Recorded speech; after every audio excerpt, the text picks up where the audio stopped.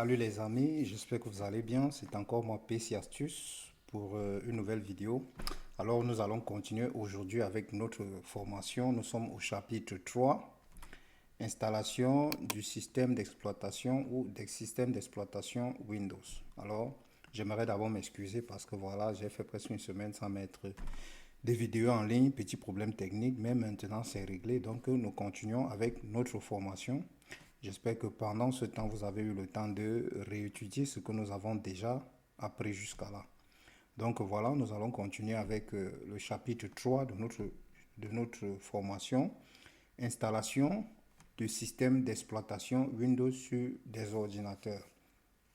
Alors pour introduction, je vais vous dire, pour ceux d'entre vous qui n'ont jamais installé de système d'exploitation, je vais expliquer le processus de base suivi avant d'aller plus loin. Rappelez-vous toujours que lors de la réinstallation d'un système d'exploitation, vous devrez également reconfigurer votre Wi-Fi. Donc si cette réparation n'est pas pour vous, vous devez vous assurer que la personne pour qui vous effectuez une réinstallation du système d'exploitation connaît sa clé web, WAP, c'est la même chose, hein, pour pouvoir réinstaller les réseaux SSID et Key.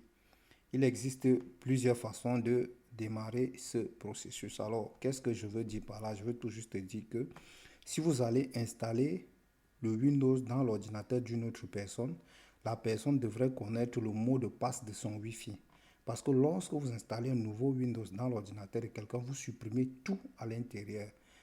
Du moins, la manière dont je vais vous montrer, vous allez tout supprimer, vous rendez l'ordinateur comme neuf, comme lorsqu'il est sorti du magasin, donc il n'y a rien et il n'y a pas le mot de passe de la personne. Alors, avant d'installer le Windows à quelqu'un, posez la question à la personne si elle connaît le mot de passe de son Wi-Fi.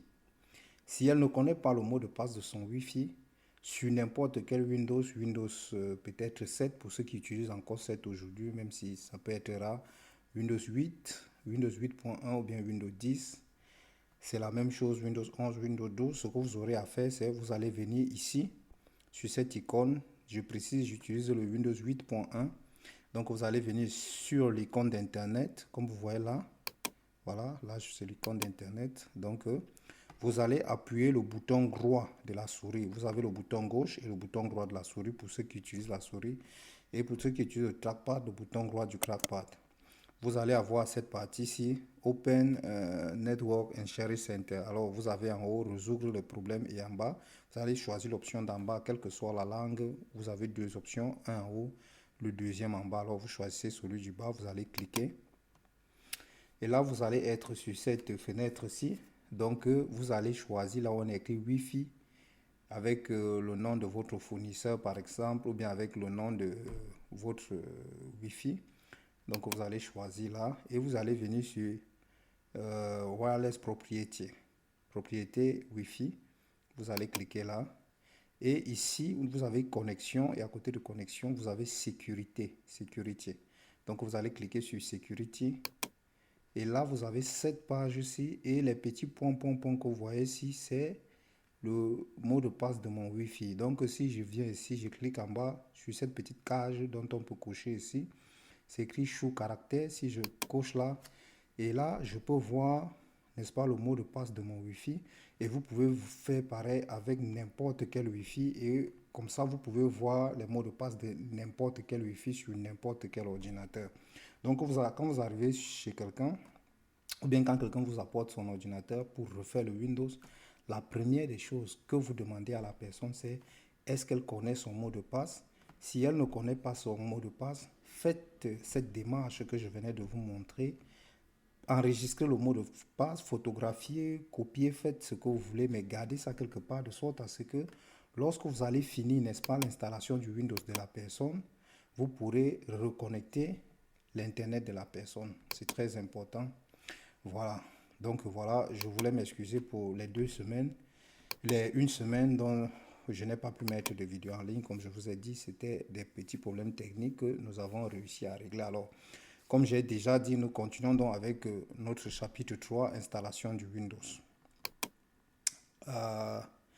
Alors, on va faire un peu d'historique sur le Windows. On ne va pas beaucoup parler de ça parce que c'est pas important dans la réparation, mais on va quand même se rappeler des petites choses des anciens Windows parce que c'est quand même bien à savoir. Alors, on a jusqu'à maintenant eu beaucoup de versions de Windows qui sont passées. Et ici, c'est pas la totalité, mais j'ai quand même mis quelques-uns que je pense qu'il vous serait quand même nécessaire de savoir, même si cela ne va pas vous servir, ne vous servira pas à grand-chose, mais juste pour la connaissance. Donc ici, on a eu le Windows 1 en 85. On a eu le Windows 3.1 en 92. On a eu le Windows 95, le Windows 98 et on a eu le Windows Me et NT en 93 et en 2000. Voilà, donc Windows, on peut voir là que quelques années passent et puis Windows change parfois un an, parfois 2 ans, parfois même 7, 10 ans passent. Mais Windows upgrade, hein, Windows met à jour, c'est Windows. Alors, et puis on va continuer par la suite avec le Windows XP, Windows Vista et Windows 7 en 2001-2009. Alors voilà un peu comment XP était. XP qui a été un bon Windows, je pense beaucoup de personnes ont beaucoup aimé XP, mais pour moi le meilleur Windows était le Windows 7. Oui, je dis était parce que aujourd'hui euh, Microsoft a cessé de donner son soutien à Windows 7. Donc aujourd'hui, même si vous avez Windows 7 sur votre ordinateur, il y a beaucoup de programmes que vous ne pourrez plus installer, tout simplement parce que Microsoft a arrêté de faire des mises à jour à Windows 7. Donc aujourd'hui, vous ne pouvez plus installer beaucoup de programmes si vous avez Windows 7 dans votre ordinateur. Donc ne pensez pas, si vous n'arrivez pas à installer certains programmes dans votre ordinateur, ne pensez pas que le problème c'est l'ordinateur, non. Le problème, c'est votre Windows, c'est le Windows 7. Essayez de mettre un Windows un peu plus à jour. Malheureusement, si vous avez un très vieil ordinateur, je vous conseillerais de mettre un Windows 8.1, mais pas forcément Windows 10, parce que Windows 8.1 peut encore fonctionner. Donc voilà, on a eu le Windows 7 qui était un très bon Windows que j'appréciais, que beaucoup de techniciens, beaucoup de personnes appréciaient vraiment. Un Windows simple d'utilisation, un Windows très bien. Alors, après Windows 7, on a eu Windows 8, mais la venue de Windows 8, qui pour moi, Windows 8 était vraiment une calamité, un Windows raté, et je pense que beaucoup de personnes auront ce point de vue. Donc, sur ce, Microsoft a un peu dérangé. Donc, ils ont donc voulu rapidement upgrade le Windows 8, c'est-à-dire faire des mises à jour. Ils ont donc envoyé le Windows 8.1. Le Windows 8.1 qui était quand même plus ou moins mieux, mais pas toujours très, parce que ce qu'ils ont voulu faire avec peut-être le graphisme et tout ça, ça n'a pas vraiment fonctionné avec Windows 8, que ce soit Windows 8 ou Windows 8.1. Donc, pour faire oublier le Windows 8 ou bien le Windows 8.1 aux gens, vous savez, normalement, on suit. Si on quitte par exemple de Windows 7, on a Windows 8. Si on quitte de Windows 8, on doit aller à Windows 9. Mais ils ont sauté de Windows 8 et ils sont allés directement à Windows 10. Ça, c'était pour dire aux gens, le Windows 10 est un superbe Windows. Ça ne se rapproche même pas du Windows 8. Parce que Windows 8 pouvait être rapproché de Windows 9, mais on a traversé Windows 9 et on est allé à Windows 10. Donc c'était une façon de montrer aux gens que Windows 10 est super, il n'a rien à voir avec la grosse bourde qui était le Windows 8. Alors donc voilà, ils nous ont fait tomber, n'est-ce pas, Windows 10 du ciel. Comme vous pouvez voir, Windows 10 nous est tombé du ciel avec de la lumière partout et on était tous contents de Windows 10. Donc voilà, mais petit problème avec Windows 10, je pense que jusqu'à aujourd'hui, il y a ce problème. Windows 10 est toujours en train d'être amélioré, c'est comme s'il ne finit jamais. Et Microsoft, n'est-ce pas, avait promis qu'ils ne dépasseront pas Windows 10. Ils vont garder Windows 10 et ils vont juste améliorer, faire des mises à jour, mais ils ne créeront plus un autre Windows après Windows 10. Mais comme par magie, nous est arrivé à la gueule le grand Windows 11. Voilà. Donc voilà, Windows 11 est arrivé. On n'a pas fini d'utiliser Windows 11, on avait déjà Windows 10 sous la cranche. Microsoft est en train de vouloir laisser tomber Windows 10. Donc, pour ceux qui ont besoin de Windows 10, qui ont besoin peut-être d'un ISO, un ISO de Windows 10, c'est maintenant que vous devez aller dans le site de Microsoft et télécharger déjà l'ISO. L'ISO, c'est le fichier dont vous pouvez graver Windows, le fichier de Windows qui peut être gravé dans une clé ou bien sur un CD pour pouvoir l'utiliser comme on veut. Ça veut dire, si vous voulez par exemple installer Windows dans un ordinateur, vous devez le faire à partir soit d'une clé USB, soit d'un DVD. Si vous avez un DVD qui a la capacité de prendre Windows 10, ça dépend du nombre de gigas. Alors, pour graver soit ces DVD, soit ces clés USB, il vous faut un ISO, c'est-à-dire un programme ISO avec le Windows à l'intérieur qui vous permettra de graver. Et Windows propose pour le moment ce Windows 10, cet ISO gratuitement dans le site de Windows. Donc, vous pouvez encore l'installer, vous pouvez encore le télécharger, mais après, il ne l'aura plus parce que Windows est déjà en train de vouloir mettre Windows 10 de côté. Vraiment pour se concentrer plus sur Windows 11. Alors, on n'avait pas encore fini d'apprécier Windows 11. Je pense qu'aujourd'hui, la grande majorité d'ordinateurs utilisent Windows 10. Quelques ordinateurs utilisent encore Windows 8.1. Quelques rares ordinateurs utilisent encore Windows 7. Mais vraiment, la grande majorité d'ordinateurs utilisent Windows 10. Donc, un autre conseil que je vais vous donner, ne vous pressez pas de mettre Windows 11 dans votre ordinateur. Windows 10 est encore bon et il y a encore des mises à jour qui sont en train d'être faites. Pour le moment, vous pouvez utiliser votre Windows 10 sans problème. Et je pense que la grande majorité d'ordinateurs aujourd'hui utilisent Windows 10. Et c'est pourquoi aujourd'hui, je vais vous montrer comment on installe Windows 7 pour qu'on n'abandonne pas ce qui était ancien. Parce que même si c'est passé, c'est quand même bien de voir comment on l'installait. Peut-être par hasard, vous pouvez tomber sur un ordinateur qui utilise encore Windows 7 et juste pour la connaissance. Et je vais aussi vous montrer comment aujourd'hui installer Windows 10. Parce que je pense que c'est très important.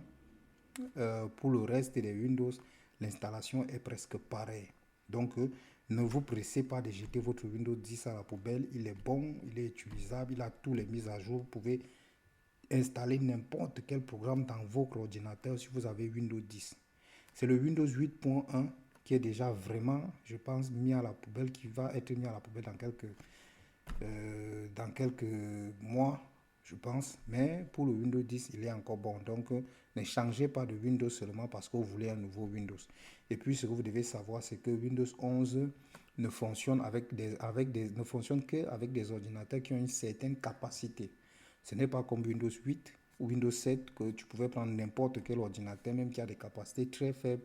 Tu pouvais installer Windows 8, tu pouvais installer Windows 7 et même Windows 10, tu pouvais installer dans n'importe quel ordinateur. Mais aujourd'hui, Windows 11, il faut une certaine capacité.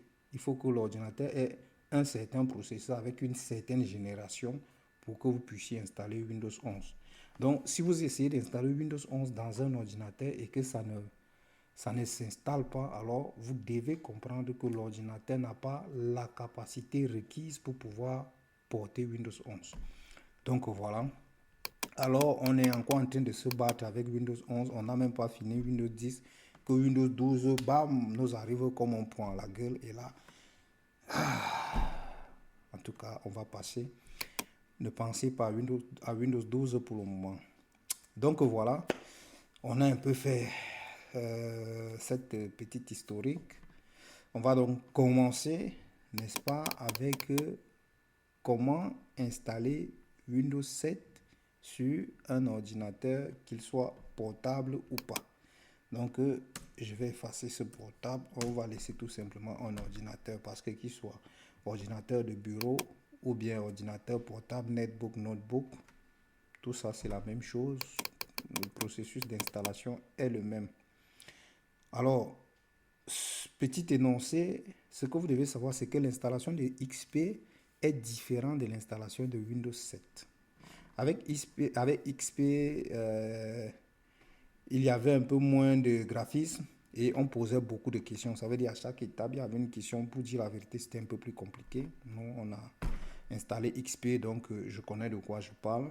Avec Windows 7, c'est un peu plus simple, c'est facile. Je pense que tout le monde peut installer Windows 7 et je pense très fort qu'après avoir regardé cette vidéo, vous serez capable d'installer Windows sur n'importe quelle machine, les yeux bandés. Donc voilà. Alors, si vous voulez installer le Windows dans votre ordinateur, je recommande toujours avant l'installation de Windows, si vous avez des documents importants dans votre ordinateur, enlevez-les avant de commencer l'installation. Et comment vous pouvez les enlever? Par le moyen d'une clé USB ou bien alors par le moyen d'un disque dur externe. Connectez la clé USB externe, connectez le disque dur externe et enlevez tous les documents que vous avez dans votre ordinateur, toutes les choses importantes. Pourquoi? Pour la simple raison que lorsqu'on va réinstaller le Windows, on va tout supprimer sur l'ordinateur. Donc, si vous ne prenez pas votre temps d'enlever tout ce qu'il y a d'important dans l'ordinateur, vous allez supprimer tout ce qu'il y a dans l'ordinateur et soit vous allez perdre vos documents ou alors vous allez perdre les documents de celui à qui vous voulez installer le Windows. Donc, si ce n'est pas votre ordinateur, demandez toujours à la personne, est-ce que tu as des documents importants dans ton ordinateur? Oui, j'ai des documents importants. Vous, en tant que technicien, vous devez toujours avoir un disque dur externe. Je ne parle pas de clé USB. Parce que la clé USB a des petites capacités et parfois la clé USB peut facilement être corrompue. Tu branches ça dans un ordinateur, pap, je sais pas moi, un virus, quoi que ce soit, entre à l'intérieur, ça efface tout. Et là, la personne perd ses trucs. Donc, dans un disque dur externe, c'est très difficile pour un virus d'entrer et d'aller corrompre des fichiers dans un disque dur externe. Donc, vous, en tant que technicien, vous devez avoir un disque dur externe avec une capacité minimum, je propose, de 500 Go. Donc, si l'ordinateur de la personne a 500 Go, je pense que la personne n'a pas mis les documents de 500 Go dans son ordinateur. Donc, vous enlevez d'abord tous ces documents, tout ce que la personne a d'important.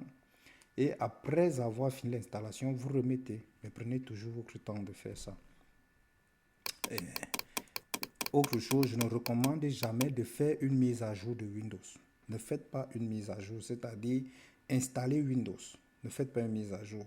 Lorsque vous voulez, d'un système d'exploitation en général, lorsque vous décidez d'installer, ce que les gens font souvent, c'est qu'ils mettent la clé USB, ils cliquent sur le truc, ils essaient de faire une mise à jour et tout, mais c'est un peu compliqué. Je ne peux pas expliquer pourquoi il ne faut pas le faire actuellement parce que ce n'est pas ça le but, mais dans la suite de la formation, je vais bien sûr vous expliquer pourquoi ce n'est pas important de faire une mise à jour du système, mais tout au contraire, s'il faut réinstaller le Windows, alors de réinstaller le Windows complètement.